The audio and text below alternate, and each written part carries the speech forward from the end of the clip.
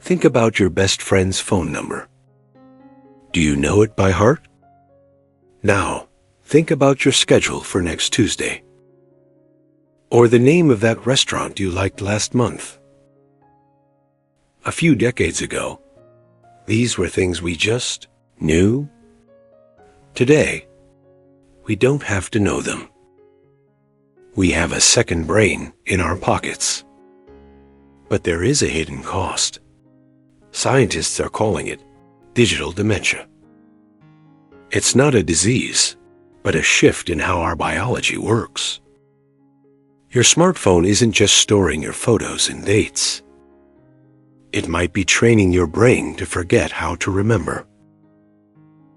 In 2011, researchers at Columbia University identified a phenomenon called the Google effect.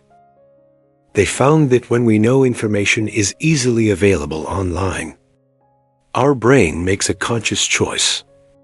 It refuses to store the data itself. Instead, it only remembers where to find that data. Think of your brain like a library. In the past, you had to own the books.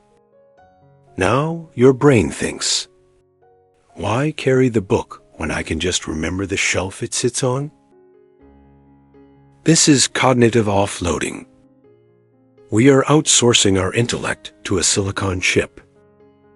And like any muscle, when the brain stops working, it begins to weaken. When we stop practicing the act of recall, the neural pathways responsible for deep memory start to fade away. But it's not just about facts and numbers. It's about focus. Every time your phone buzzes, your brain undergoes a switching cost. It takes an average of 23 minutes to regain full focus after a single interruption.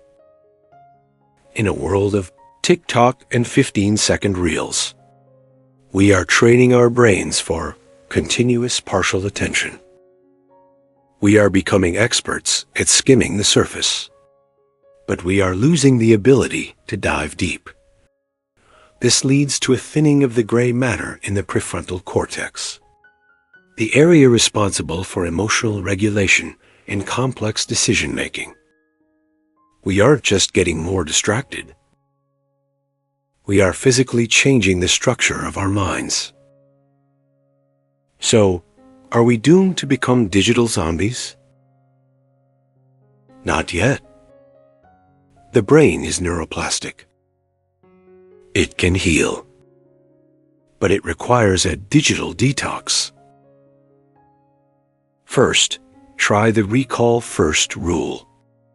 Next time you're trying to remember a fact or a name, don't Google it immediately.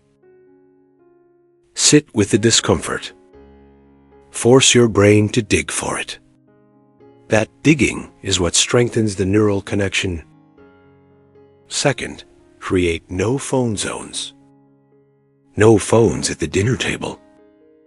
No phones for the first hour of the day. Give your brain the boredom it needs to process information and turn short-term experiences into long-term memories. Technology should be a tool we use, not a replacement for who we are. Your memory is the thread that sews your identity together.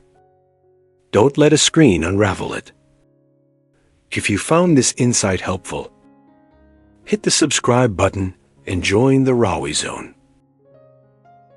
Tell me in the comments, what's one thing you've forgotten lately because you relied on your phone? I'll see you in the next zone.